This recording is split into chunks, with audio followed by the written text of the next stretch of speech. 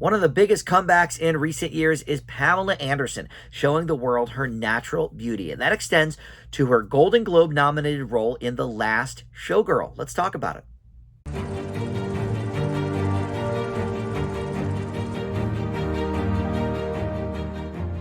Hey guys, Dan here. This is Dan Reviews It. Welcome to my spoiler-free review for the new film, The Last Showgirl. This features Pamela Anderson in, I would say, her most dramatic role to date. She's done some things on Broadway. She performed in Chicago there. But in terms of film roles and high-profile roles, I think this is going to be the topper for her, at least thus far. Maybe this will open the door to other performances. I don't know, but tough to follow a Golden Globe nomination with this one. I don't know if she'll get an Oscar nom for it. We'll have to see. But in any event, this also features Jamie Lee Curtis, Brenda Song, David Bautista, Kiernan Shipka, and Billy Lord. So a big cast here. And this was directed by Gia Coppola, who, yes, is part of the Coppola legacy. She is the granddaughter of Francis Ford Coppola. This is only her third movie. I didn't see the second one, but I did see the first one, Palo Alto, which I thought was okay.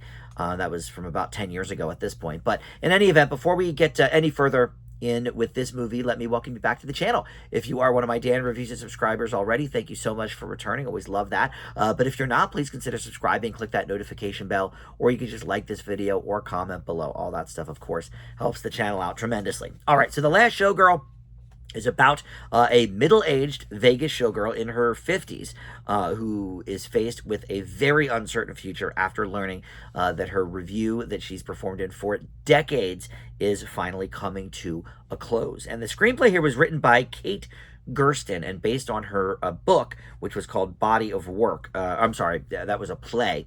And she sort of based that play on her experiences watching this Jubilee review show, which closed in 2016. So even though we never actually find out exactly when in time this movie takes place, I was thinking 2000s, because they mention how Pam's character has been in the show since the 80s, but we also don't see any cell phones. We see Pamela Anderson talking to, her daughter on the phone on the wall with a cord. So I was thinking like, maybe 2000s. But if this is based on Gersten's play and the review she was sort of writing about closed in 2016, maybe it's a little bit more current than that. But it's hard to tell because the film is purposely kind of grainy. It's got this very, very retro look to it. I mean, it could have taken place, honestly, in the 80s or 90s, but it's clear from the way they're talking about how she was a big star in the 80s in this review that it's easily at least, 20 years or so past that, if not more. But in any event, that's the basic premise here. The name of the character is Shelley Gardner, and she is 57 and wondering, look, what the hell am I going to do? This is all I've known for years and years. I'm a dancer. I've been a dancer in this specific show. What do I do now? And meanwhile, her buddy, played by Jamie Lee Curtis, whose name is Annette, she is a former girl with the show, former dancer, but now she is a cocktail waitress at the casino. And, she's going through some hard times as well. She's got a bit of a gambling problem, and we don't really explore that any further, but that's sort of this whole movie in a nutshell. So let's talk sort of about the positives and the negatives here. I think the biggest positive, well, there's a couple really. Pamela Anderson's performance really is something special. I've never really seen her give a great performance. Obviously Baywatch was a little bit more, tongue-in-cheek, and yes, it was a drama show, but it was a soap opera type of show. And then Home Improvement, never really cared for that show, but she certainly didn't deliver the comedy lines on that show. That was more left to Tim and Al on Tool Time.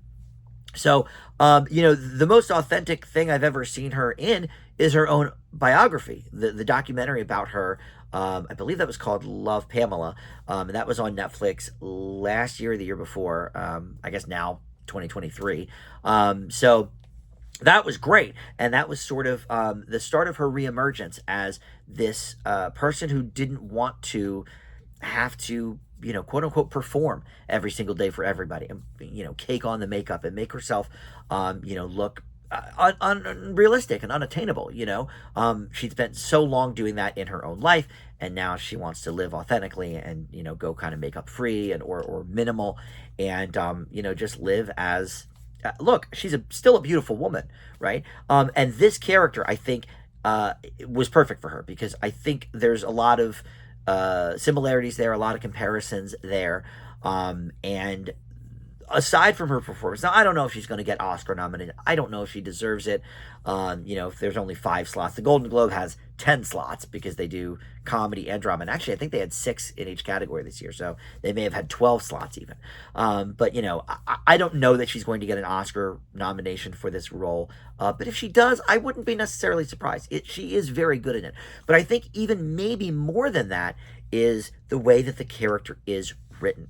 This Shelley is a fully realized character, and to Anderson's credit, I think she really makes this character her own, and I think she's identified certain things with it. Like I said, it is maybe a little comparable to her own life in certain aspects, and I think that helped her be informed about how this character is and who this character is. But it is a very, very well-written character. I'm middle-aged now myself, and there are people in my life and even myself to a degree, that is sort of, looking at now the latter half of life and saying, okay, well, what's next? And those sorts of questions. And, something like this review that she's been in for decades, she didn't ever think that it would close. She figured, oh, okay, I'll eventually retire or something or whatever. And Dave Bautista is the announcer, and he also works sort of for the venue. And he informs everybody in one of the opening scenes, hey, just so you all know, this is going to be it. There's only 2 weeks left of this show. And so now, of course, the younger people in the show, like the ones played by Brenda Song and Kiernan Shipka, are wondering, what they're going to do. But I think it's more crucial for Shelley because, at almost 60, there's only so many jobs you can get if all you've done your whole life is be a dancer. So Jamie Lee Curtis offers her, maybe she can, be a waitress, cocktail waitress at the casino with her, getting her ass grabbed all day. Not really that fantastic either of an option. So those are by far the best qualities of this movie is Anderson's performance and the character as written. I think it's a well fleshed out character, but that's where, unfortunately, I will say Jamie Lee Curtis also gives a great performance, but her character is very, very not written very well. She's pretty 1 or 2 note, and that's sort of the problem with the rest of this movie is that there's a lot of connection issues that don't get fleshed out. Anderson or Shelley, I should say, and her daughter, played by Billie Lourd, that never really fully gets fleshed out. We get that they're estranged. They have a couple of standoff scenes against each other where they're sort of arguing, and they are poignant scenes, but we don't get any more than that. And the Jamie Lee Curtis character is really, really not fleshed out at all. She performs it well, and I think maybe there's a very outside chance of her getting a supporting actress nomination just because she is an Oscar winner already. Sometimes they like to double or triple dip on that, but her character is so poorly written. It's hard to expect something like that. She's performing it well.